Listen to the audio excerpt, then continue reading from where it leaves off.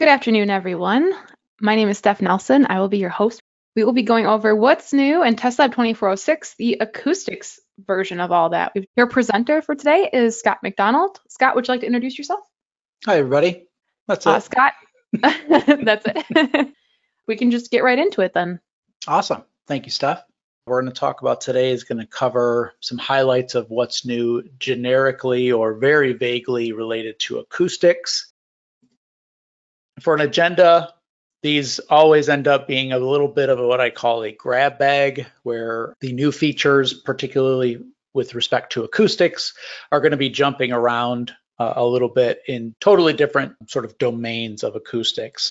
We'll talk about what's new in sound source localization, pass by noise, active sound, this new sound power method in Neo, metamaterials testing for absorption and sound transmission loss.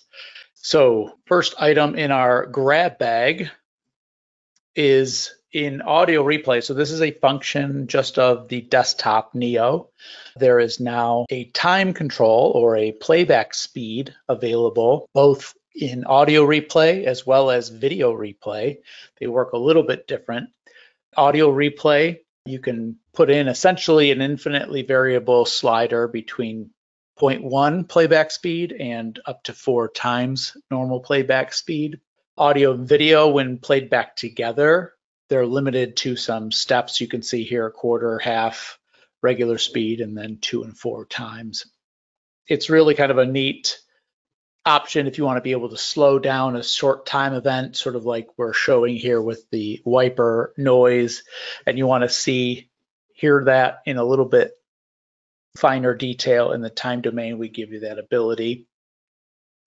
In the software, I'm not playing back any audio for you, but if I have some time domain data here and I start playing back these traces, I can just grab this slider down here and dynamically change it. You can see the speed is down here. I'm currently playing back at 0.47 times the normal speed.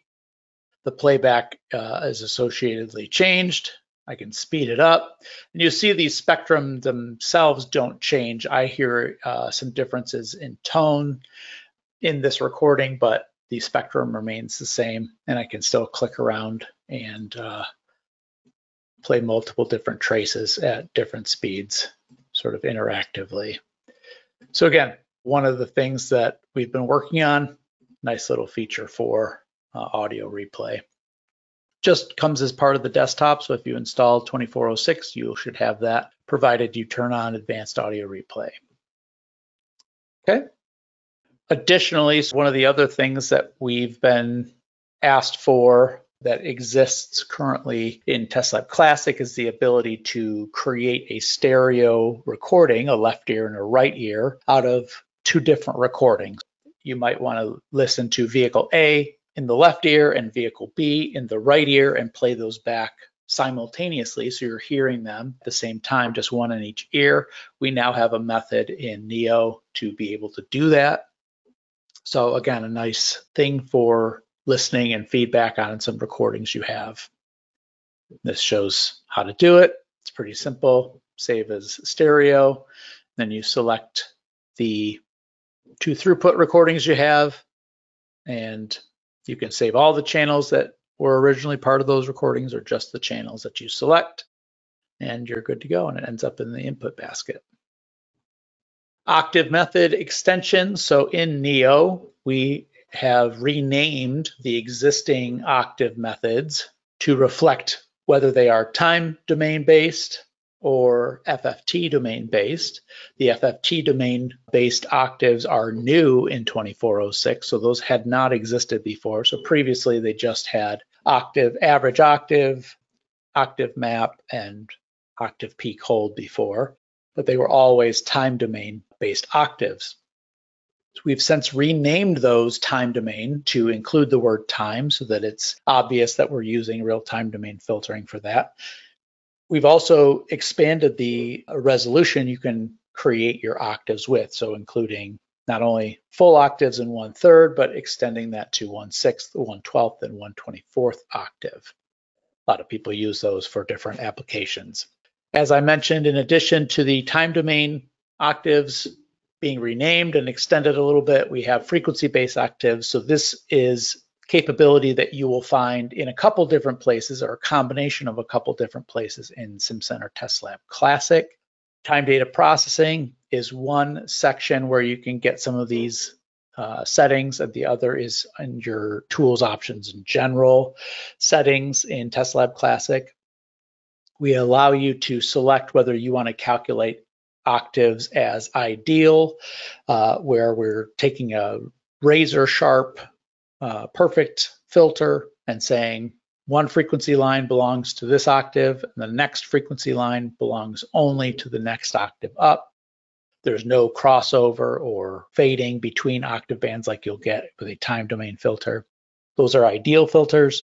We also have ANSI emulation filter types, so we can take a frequency-based filter but sort of emulate what it would be like if we had used a time domain filter, approximating after the fact what we may have gotten from a standardized octave filter. We can also set the minimum number of frequency lines we need to calculate an octave band. So if you have a coarse frequency resolution and you don't really want to bother calculating an octave based on 3 spectral lines, you can set that minimum to 4 or 5, and you won't compute an octave amplitude for that if you don't have the required number of frequency lines.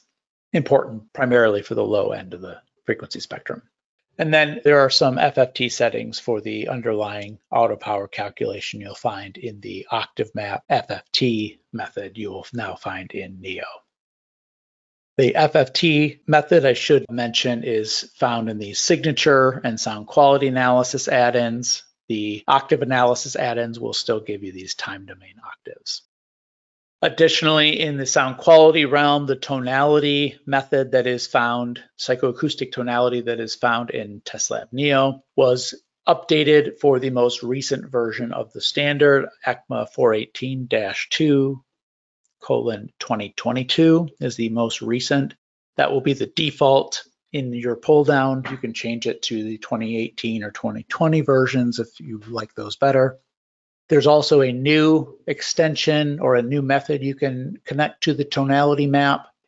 As of 2306, I believe, or maybe 2206, in order to increase performance, tonality map is sort of the parent method for all tonality calculations. Rather than doing all of these calculations multiple times, we calculate the map once and then can pull values from that map. A new one we can pull from that map is tonality frequency as a map. So you notice there's a tonality frequency method that's been there from the beginning that reports the frequency at which the maximum tonality value is happening for each tracking step, be it time or RPM.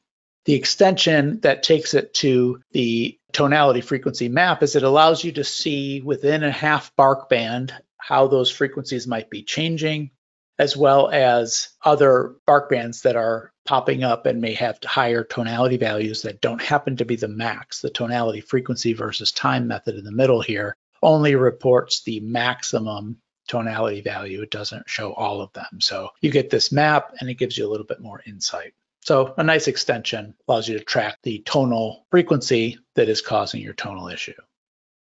So jumping over to sound source localization, again, if this is not something that you find yourself doing, you can pay less attention during this section, and maybe one of the upcoming sections will be of more interest to you.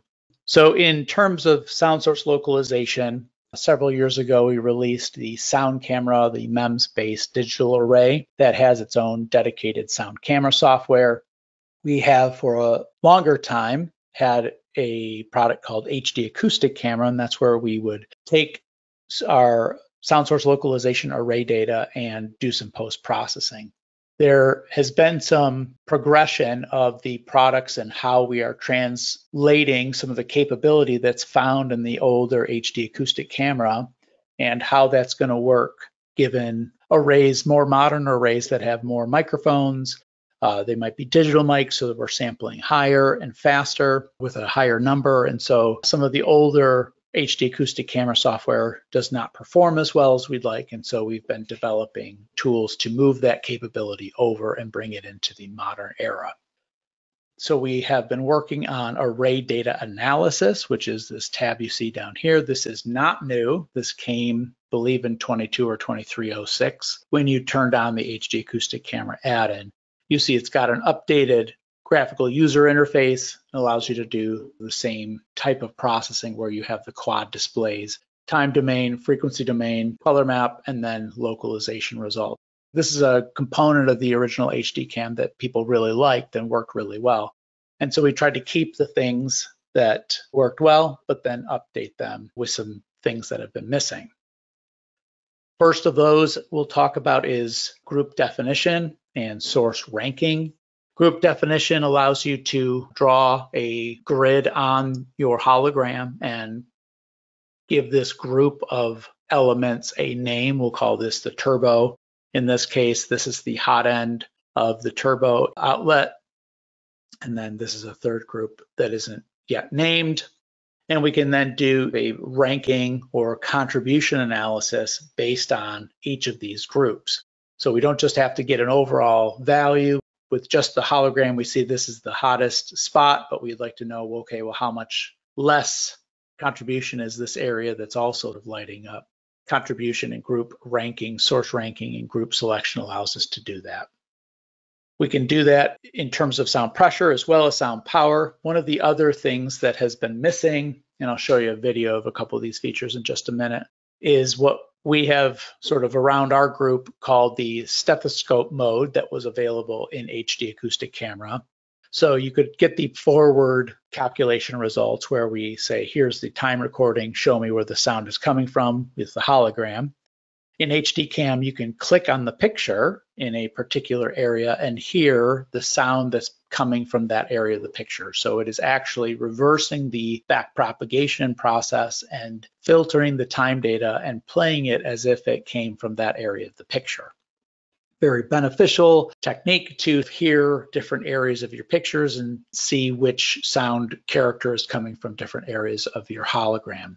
This capability is now available in array data analysis, and we essentially rely on and use the advanced playback, audio replay, and filtering that we have in TestLab Neo, and don't rebuild it or try to build a different one in array data analysis, but we give you the ability to calculate not only spectrums, but also time histories from these backpropagated points on the source plane for further sound quality work or listening or whatever you'd like to do. Some other extensions, again, we're calling this sort of the completion of the array data analysis product.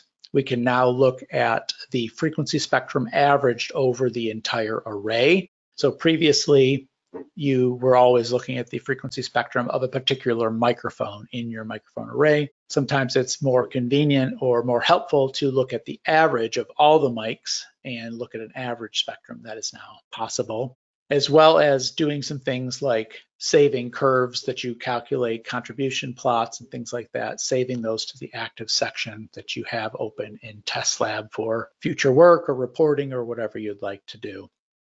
So these are the main functionalities that we're missing in array data analysis. In addition, one other capability that we now have access to outside of HDCam that was only possible in HDCam prior is to localize sound in the order domain by providing a TACO. We can do that in this other add-in called array data reporting. Slightly different user interface, but used in conjunction with array data analysis. Reporting gives you a way to batch process some of your results for sound source localization. And now we've added the order domain capability to that. So this video will show you some of these new features. Array data analysis you see down here is the tab. It's pretty fast. If you haven't used it and you have done some HDCam work, I think you'll be very pleased with it. It loads fast, but we can now see the averaged array sound spectrum and use that for our localization results. So we select some time, we select some frequency, we calculate, and we get a backpropagated sound pressure result. So we see that over these frequencies and this time, this is where the sound is coming from.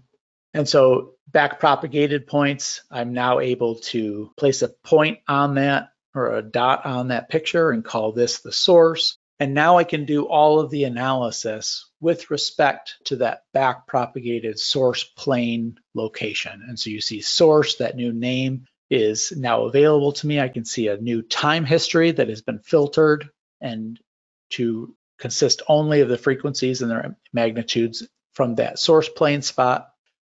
I can then go listen to that in the traditional test lab environment using the audio replay and filtering tools. And so it's kind of a nice capability there. We don't need to listen to that. Additionally, we can do this group selection. I mentioned you can look at the contribution analysis as a function of pressure or power. If you have used either Bayesian or one of the power hologram analysis methods, you can see your contribution as sound power versus sound pressure and flip back and forth between those. But I see a contribution result in my overall spectrum for each of these groups. And I see them in the contribution display in the frequency domain here. Also available, and I think this has been there, but nice feature is you also get over here on the right-hand side, you get a sort of a sum and a total, and it allows you to get a single number of decibels, in this case watts, because we're showing sound power here. But I'm going to get this sound power calculation done, and now I'll see single number sound power values. So the total for the whole spectrum is 57.3. When I turn all three of them on, I've got 57.2. So nearly all of the sound power is shown in this band that I'm localizing, and I see the contribution of each of these subgroups. So again, it helps me put some objective numbers over the contribution of these various areas, not just always looking at the hologram and saying, okay, this is the noisemaker. They're all making noise in different amounts. One of the other capabilities added to array data analysis is the extension to back-propagating results onto a real 3D geometry. So this is something that we've been working on for a while. Obviously, well, maybe not obviously if you're not familiar, but sound source localization using a planar array, you're always back-propagating to a plane, and a two-dimensional plane parallel with your measurement surface. That can be helpful in localizing which part of your source. If you have a rather planar source, that is very helpful. But if you have different sources at different distances, it's always been a trade-off of accuracy versus ease of measurement and that sort of thing. Now in array data analysis, there's a couple additional capabilities that allow us to actually backpropagate to a three-dimensional mesh. And so we take the same measurement, but now we locate that array with respect to that 3D geometry. And now you see backpropagated results on the actual component. So this source back here is further from the array, assuming it's out here, and this source would be closer. It now uses the appropriate backpropagation distance for each of those calculations. And so you get a much more accurate localization and quantification results. So there's some underlying features. I won't bother going into a great deal here, but essentially we can bring in a 3D geometry, be that from an STL CAD model, from a scan, from some sort of distance sensor equipment, etc. Or you can use a 2D geometry. There's nothing stopping you from doing that. But we include some tools for sort of localizing your array in your setup. And so all of those distances will be comprehended. There's some tools in the software to help you do that. And there's some additional functionality for bringing the measurements in and using them. The new place we do this is a new tab you have not seen before, and that's called Array Setup. It's this tab down here. And Array Setup essentially allows me to create my own BDD, combining a set of measurements and a microphone arrangement or array template, and then sort of combine those two with a orientation, and so that those two things become locked and say, this is where my array was, here's where my structure is. I can bring in this STL model, and then I can locate my array with respect to this model. And so we have some positioning tools that will help you with the translation and rotation. Ultimately, you're wanting to get the array shown in the correct orientation here. One of the advantages here to this new array setup is that I can now associate this setup between my array and my 3D geometry with multiple LDSFs. Okay, so this is analogous to in the old HD cam world of taking a picture, making multiple runs from that viewpoint of that picture, and then moving on to your post-processing. Now I can do this with any LDSFs or any time histories that I have, provided they were taken with the microphone array and I know where that array was. So we see the localization results. There's some tools in here to help you do that. If you have already installed 2406, you may have noticed that on Support Center there was a separate download. Traditionally, prior to 2406, sound source localization software modules were all part of the Test Lab install. So if you installed Test Lab, you installed them whether you needed them or not. With some of the additional capabilities and functionality that have become part of the sound source localization family, it's gotten quite a bit bigger. And so the decision was made to separate it from the Test Lab install. If you don't need it, you don't ever do sound source localization, it saves you, over a gigabyte of space and download. But if you do use sound source localization, be aware it is a separate installer. This is not necessarily a new functionality, but a very little known fact. If you have a sound camera, I'd like to make people aware there is a way, if you've noticed in your data on your sound camera that your video is not very great quality. When it was originally made, the decision was made to reduce the resolution of the video to help performance for calculations. 4 or 5 years later, that is no longer a concern on the computers, and so we allow you to now use the HD stream. So if you have a SimCenter sound camera, you can go into the INI file and change the use HD stream variable and set it to 1, and now you'll get HD video with your sound source localization results, which is nice. Okay, so with pass-by noise, you have, this is traditionally in automotive or transportation concern. There are regulations that say how loud your vehicle can be, and if you're louder than that, you can't sell your vehicle in certain regions of the world. So we're driving our vehicle past a couple microphones and measuring the sound pressure level essentially. In certain applications and setups, we have required very large measurement distances between the microphones. We also have all of this additional equipment to measure things like when the driver of the vehicle hits the accelerator pedal, where the precise location is of the vehicle within the measurement range. And so there's a bunch of equipment and the distances can get quite large. And so it's always been sort of a hassle. There have been some developments in this for the SimCenter portfolio. We can use a main or 2 SCADA systems connected wirelessly, which allow us to have a system in the vehicle and a system on the track side. So that's what's shown in this schematic. So you've got a track side set up over here that's just stationary, and it has microphones that are on the side of the track. Those go into a SCADIS. We take some other equipment and bring them all into a Ethernet switch or a LAN gateway. Then we wirelessly connect that SCADIS with the vehicle setup, which we see over on this side. And inside the vehicle, we have things like the GPS speed, we have RPM, we have a kick down sensor, so that again, measuring when exactly we apply the accelerator pedal. And so we know the precise location for that. And then we have some things like light barriers, so we know exactly where the vehicle is at a given moment. You can also bring in a ton of CAN information like RPM, vehicle speed, etc. All of that can be fed to this tablet, which has an application on it that we call the driver's aid. Specifications for pass-by noise are very stringent with respect to acceleration time. Is the vehicle at a certain speed at the beginning of the measurement zone, et cetera, et cetera. And so there's a lot of technique that goes into acquiring the data correctly in this driver's aid tablet application that we have. helps the driver know, have they met those specifications in real time? And so that is also in the vehicle and is getting feedback from not only the system in the vehicle, but also this one on trackside.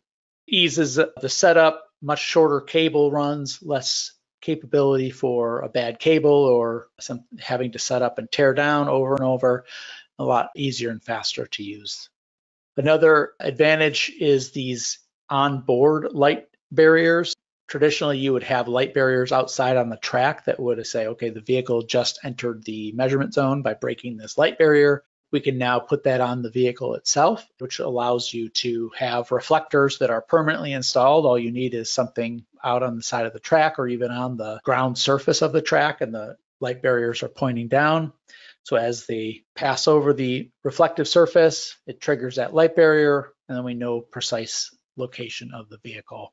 And we can use GPS to essentially tell us exactly which way the vehicle is traveling. You'll go through this trap both left and right, and we can use the software to essentially tell us and categorize those as eastbound and westbound or et cetera automatically. So some new functionality if you do pass by noise. There's been some extensions to the different regulations. Motorbikes and heavy vehicles have different standards than passenger vehicles. Some more of those have been incorporated into the software, as well as some extensions for indoor pass-by noise testing where the vehicle's on a dynamometer and some roller bench in the floor, and we can do some pass-by noise testing and development work indoors. And essentially there's a way to extend the viability of your room if it doesn't meet the size requirements. And another seemingly random topic, active sound design. This is another technology related to exterior noise. AVAS speakers are for electric vehicles that don't make any combustion noise. And so traditionally, we've had requirements for your vehicle can only be this loud or you can't sell it. With electric vehicles, we have the opposite problem. It has to be a minimum level of noise or you can't sell it in order for pedestrian safety and that sort of thing.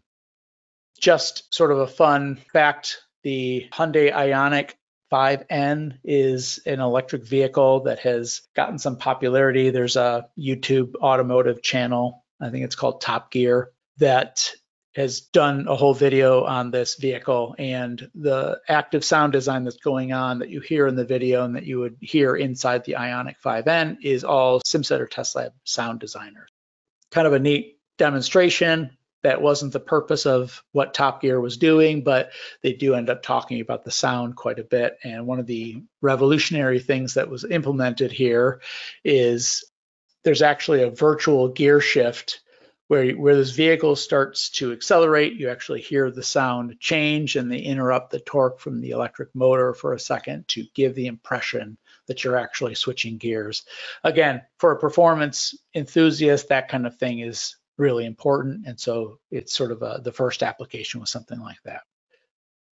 For those interested, AVAS speakers are traditionally purchased based on cost and not sound reproducibility and high fidelity. And so we have updated the Sound Designer tool to allow you to design AVAS sounds or exterior active sound specifically with the AVAS speaker third-party solution in mind. Essentially simplified the sound design to only have content in the frequency range that these aftermarket or third-party supplier speakers can produce in the first place. The benefit of that is that it allows the OEM or the third-party AVAS speaker supplier to very quickly change the AVAS design in SimCenter Test Lab software and be able to get feedback as to whether it's going to meet the various regional regulations for AVAS under the different test conditions. Sort of a lighter weight AVAS specific way to do sound design and upfront validation in the software. Additionally, we've extended some of the way you can have trend lines inside the software. It's no longer required to be linear. We can have logarithmic curves between our set points. 20-step undo or redo, which is nice if you've been making some changes. Just kind of a usability thing, as well as some updates to the Drive Sim, which allows you to listen to your sound design through a pre-recorded CAN driving cycle. Sound power. There is a new method in Neo specific for sound power, as well as some additional calculation capability. That was not prior to 24 possible in Neo. There was a TestLab Classic sound power using sound pressure add-in that you could do in signature throughput processing that had not been in Neo yet. That has now been added. We have the ability to measure and correct, add the K1 and K2 corrections to 3744, as well as calculate narrowband sound power, which is something that wasn't capable before. So in your method library, you have 3 new methods for calculating sound power with respect to ISO 3744. You have background noise level, sound power level, and then the new sound power map. Background noise level is just what it sounds like. We're going to make a measurement without our object turned on, so we can measure the background noise. It helps us make those measurements and then stores it, and we can store it as a block that we'll use in the next method, which is sound power level. So we include our K1 background noise correction in our sound power. So we input the time history from all of our microphones in our 3744 sound power array, bring those in, add our K1 or K2 corrections. K2 is now a pull down. You have the option for either not including it, measurement from a reference sound source, or you can have a reverberation block that you measured or got from a reverberation time test that you did in your test cell. Results have been extended to not only give you the sound power average spectrum and 3rd octave band, as well as an overall sound power value, but also automatically produces the directivity in a multi-function display. And so these are 10 microphones, and we see the spectrum and level for each of them. So we get some idea which microphone might have some directivity concerns. ISO standard for 3744 is very specific about how much directivity it can withstand within the test without having to add additional microphones. So this helps you kind of make that check. Additionally, there's a sound power map method, which allows you to look at not just a fixed average spectrum, but look at your spectrum as a map. And this is a lot of times used for engineering work, and using a 3rd octave or a whole octave like sound power is often reported can be less useful than the narrowband for engineering work. If you've got tones or things that are driving up your sound power, you want to know what those are. So the narrowband is often much more useful. We now allow you to calculate sound power map in the narrowband like you see here. Very nice feature for actual engineering work, not just reporting. Material testing. This, if you do sound transmission loss using rooms, we now have the ability to have a octave band or per octave band gain level specifically in your source so that you have the correct signal to noise ratio. Often in rooms, the low frequency bands are harder to get the appropriate signal to noise, and so we now allow you to craft this and shape this so you're getting the right signal to noise for the entire frequency band. Additionally, there's been a lot of work around metamaterials where we have more complicated geometries that are not just simple foams or damping material, but actually structural things that are made to address typically discrete frequencies like you might see in a acoustic application for like an air conditioner or something like that. Testing these in a traditional intensity tube is problematic, and so we have some extensions to that. Typically, this is done in a square impedance tube, and we look at the sound transmission loss at a much smaller frequency band over which the metamaterial is designed to attenuate noise. Our hardware partner for impedance tubes does make square impedance tubes. If you don't want to purchase an entire new tube solely for metamaterial work, they do have ability to translate between the traditional circular tube, adjust to a square section for your sample, and then go back to a circular section. We can correct for these cones, these transitional sections in the software. Again, if this is something you're interested in or would like to learn more about, let me know. Thank you for your attention, and here's my email. If you have any questions that we don't get to, feel free to reach out and I'll be happy to help you out. Thanks, Scott. Thanks, Steph. Bye.